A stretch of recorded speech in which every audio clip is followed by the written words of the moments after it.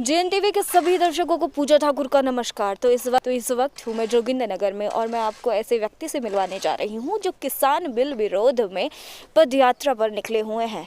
मैं बता दूं कि ये शिमला से धर्मशाला की ओर पद यात्रा कर रहे हैं। तो चलिए इन्हीं से जानते हैं कि इनका क्या उद्देश्य है।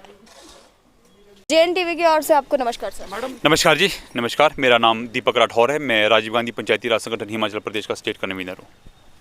तो आप बताना चाहेंगे कि आपका इस पद यात्रा के पीछे क्या उद्देश्य है? देखिए, जब सरकारें निरंकुश हो जाती है, उनको ये लगने लगता है कि हमारा जो दर्जा है वो लगभग भगवान के बराबर है, और जो उनको चुनकर भेजते हैं संसद में या विधानसभाओं में, जिन्होंने उनको चुनकर भेजा है, उनकी भावनाओं की जो वो कदर नहीं करते हैं, तो कहीं ना कहीं इस तरह की पद यात्राएँ निकालने पर जनता को मजबूर होना पड़ता है। इससे पहले भी जब भारत की आज़ादी की जब लड़ाई लड़ी जा रही थी, जब निरंकुश सत्ता अंग्रेज़ों की हिंदुस्तान में थी, तो महात्मा गांधी जी के नेतृत्व में बहुत बड़े बड़े आंदोलन देश में लोकतंत्र की स्थापना की गई।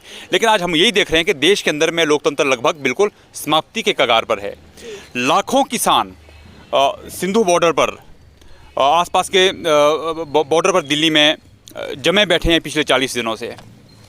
50 से ज़्यादा लोगों की, किसानों की जानें चली गई है, शहादत दे दी है उन्होंने, लेकिन अभी तक सत्ता के कान पर जो जूं तक नहीं रेंग रही है।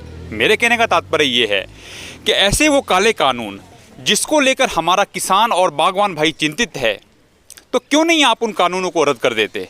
कौन सी ऐसी क्या मंशा है आपकी कि इतनी 50 जाने जाने के बाद भी कड़कड़ाती हुई ठंड में हमारे लाखों किसान बैठे हैं, उसके बावजूद भी आपका दिल जो पसीज नहीं रहा है?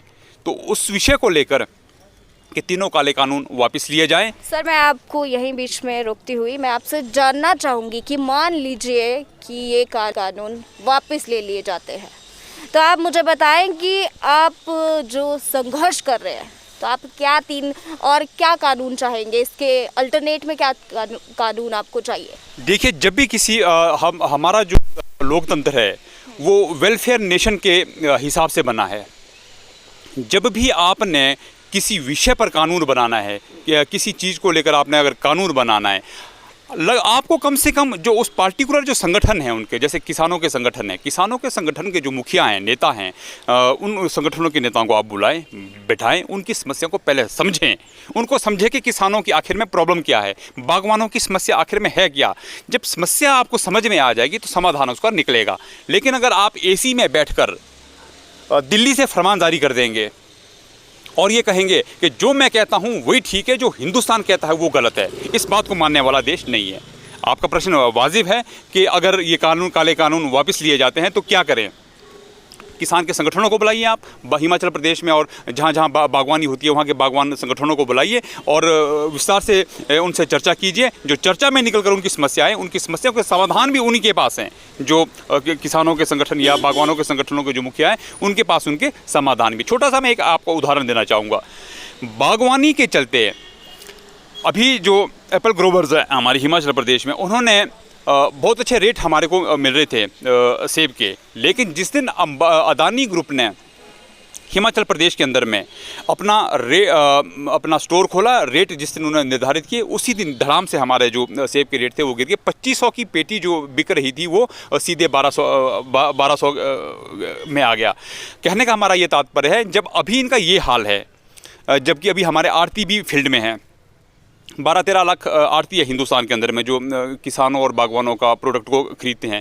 जिस दिन ये ख़त्म हो जाएंगे और मान लो 5 ये व्यापारी रह जाएंगे, अंबानी अदानी टाइप के 5 लोग रह जाएंगे, उस दिन तो ये बहुत सस्ते दामों पर किसानों से खरीदेंगे। और जब ये स्टोरेज कर लेंगे ये अपने पास, उसके बाद जब आम आदमी को ज़रूरत पड़ेगी तो महंगे दामों पर ये बेचेंगे। तो इसी के विरोध में हमने ये पद मार्च शिमला से निकाला है 28 तारीख को, और 8 तारीख को हम धर्मशाला पहुंचेंगे। ये 12 दिनों की हमारी यात्रा है। साथ ही में हिमाचल प्रदेश में पंचायती राज के चुनाव भी चल रहे हैं, उसको लेकर भी हमारा, जैसा कि अभी इसमें नारा दिया है कि किसान बचाओ, पंचायती राज मजबूत बनाओ।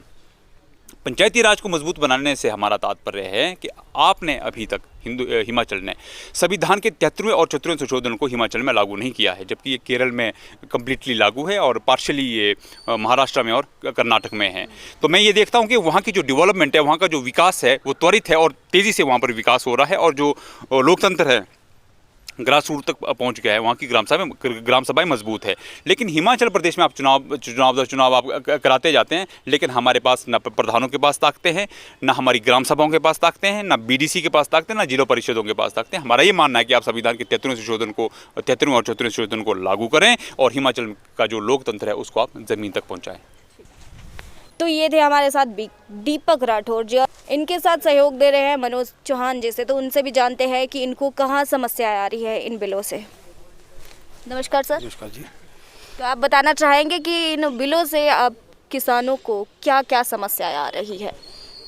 यही समस्या यही है कि जी जो ये 3 काले कानून हैं ये किसानों के बिल्कुल विरोध में है, ये वापस लिए जाए बस।